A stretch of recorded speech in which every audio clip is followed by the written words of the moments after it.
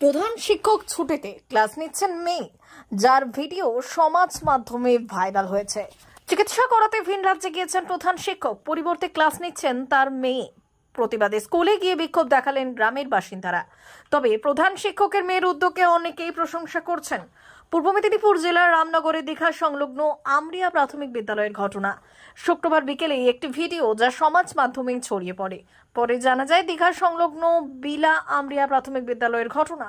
স্কুলে ৩৫ জন পড়ুয়া রয়েছে। প্রধান শিক্ষক চন্দন জানা সহ শিক্ষিকা রনিতা সেনাপতি পাত্র ক্লাস নেন। দুজন শিক্ষক।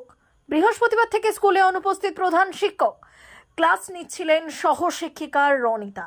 তবে পরপর দুদিন স্কুলে পড়াচ্ছেন প্রধান শিক্ষকের মেয়ে স্নাতক উত্তীর্ণ ইপসিতা জানা। শুক্রবার ঘটনা জানাজানি হতেই স্কুলে যান কয়েকজন স্থানীয় বাসিন্দা। তখন ক্লাস নিচ্ছিলেন ইপসিতা। তারা এই কাজে তীব্র আপত্তি জানান। কার নির্দেশে সরাসরি পোষিত প্রাথমিক বিদ্যালয়ে ক্লাস নিচ্ছেন তিনি, ইপসিতার কাছে জানতে চান স্থানীয়রা। উভয় পক্ষের মধ্যে চলে কথা কাটাকাটি, যা ভাইরাল হয়েছে। ইপসিতা জানান বিদ্যালয়ের শিক্ষক নেই, পড়াশোনা ঠিক মতো হচ্ছে না। সে বিষয়ে স্থানীয়দের কোনো পদক্ষেপ নেই। পড়ুয়াদের ক্লাস নষ্ট যাতে না হয় তাই তিনি এই কাজ করছেন।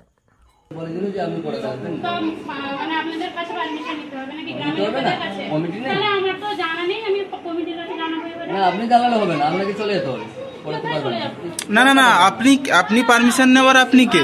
কি পারমিশন? আমি তো এই প্রসেসটা জানতাম না যে কমিটির কাছে পারমিশন না।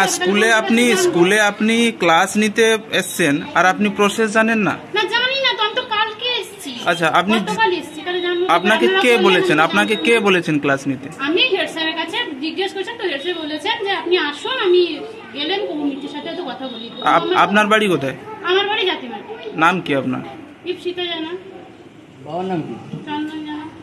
মানে আমাদের স্কুলে যে টিচার, মানে হেডমাস্টার মশাই, উনার মেয়ে আপনি? আচ্ছা, উনি বলেছেন ক্লাস নিতে আপনাকে?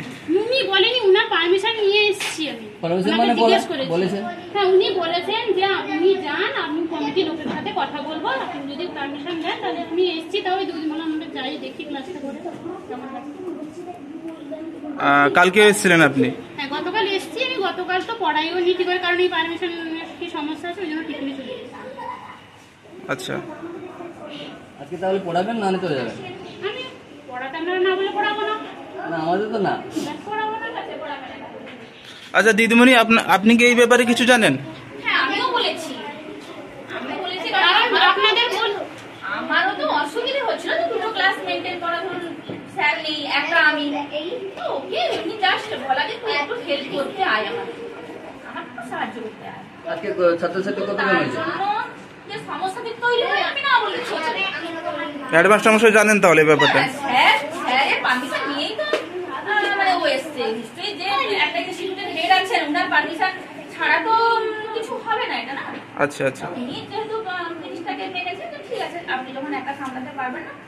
কিন্তু আপনি একটা কথা নিশ্চয়ই ভালো করে জানেন, হেডমাস্টার মশাই ছুটি নিয়ে গেছেন তো, উনার পরিবর্তে কি উনার মেয়ে কি ক্লাস নেওয়ার জন্য কি আছে কোনো রুলস আছে? উনি কি নিতে পারেন?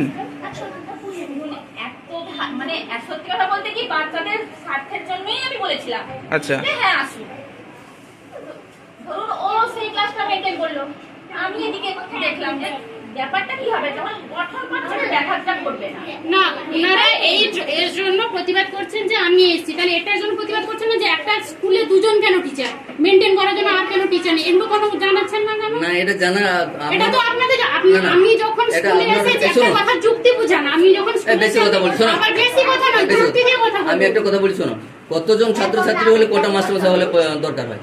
কতজন ছাত্র, আমার কত ছাত্রছাত্রী দেখা যাবে, ছাত্রছাত্রী ভর্তি হয় না সেটা আপনাদের ব্যাপার। আপনারা নিজেরাই প্রাইমারি স্কুলে ভর্তি করেন না।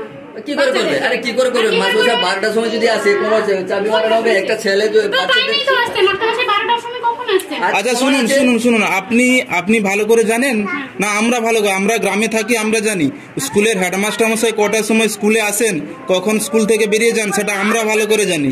ঠিক আছে, 12টার আগে কোনোদিনও উনি স্কুলের গেটে মানে পা রাখেন না। ঠিক আছে, সেটা আমরা এর আগে অনেকবার আমরা কমপ্লেন জানিয়েছি। ঠিক আছে, এগুলো কমপ্লেন যখন জানাচ্ছেন তাহলে এগুলোও তো বলা উচিত। কি বলবো? কিছু যখন পরিকাঠামো আপনারা ঠিক করতে চাইছেন যে একটা স্কুলে দুজন টিচার কেন, তাহলে বাচ্চা আমাদেরকে যখন আমরা একটা নার্সারি স্কুলে পড়াতে যাই, প্রত্যেকটা সাবজেক্ট তো প্রত্যেকটা টিচার থাকে। আপনি আপনি আপনি নার্সারি স্কুলে পড়াতে যান? আমি নার্সারি স্কুলে পড়াতেই বলেছি। বললেন তো আপনি আমি এখন। জানি তো, আমি 1 বছর পড়িয়েছি, আমিও টিচিং বিএড এর টিচিং প্রশিক্ষণ নিয়েছি। আচ্ছা। এগুলো তো আমরা জানি যে এখানে তো টিচারের রিকোয়ারমেন্ট নেই তো। তাহলে আপনারা এটা কেন প্রতিবাদ করছেন না? তাহলে তো আমাদেরকে একটু আসতে হয় না, বাচ্চারা ঠিকমতো গাইড পাচ্ছে না, কারণ একজনের সাথে তো কারণ ক্লাস। আপনাকে কি আমরা জানিয়েছিলাম এখানে পড়ানোর জন্য? আপনারা কেন জানাবেন? তাহলে আমি তো হেডমাস্টার মশাই, আপনি দেখুন মোবাইলটা দেখে কথা বলুন, ভালো। এখন তো যা ভিডিও করার হয়ে গেছে, হ্যাঁ। মোবাইলটা দেখে বলছো। হ্যাঁ বলুন। ভিডিও করার দরকার নেই, তুমি এমনি কথাটা শোনো। আমি যখন দেখছিলাম, ঠিক আছে, আমি তখন আমাকে ডাক্তার বলেছিল পুরো বেড রেস্ট নিতে। তো আমার পরিবারটা কিন্তু আমার দেওয়ার এসেছিল। আচ্ছা। এটা কিন্তু মেনেও নিয়েছিল সবাই। কিন্তু শুনুন ম্যাডাম, এটা মেনে নেওয়াটা কি উচিত? না কখন কি সিচুয়েশন, পরিস্থিতি হ্যাঁ চাপে পড়ে মানে যেহেতু আমি তখন অসুস্থ, তো আমার পরিবারটা আমার দেওয়ার আসবে, এটা কমিটিও মেনে নিয়েছে।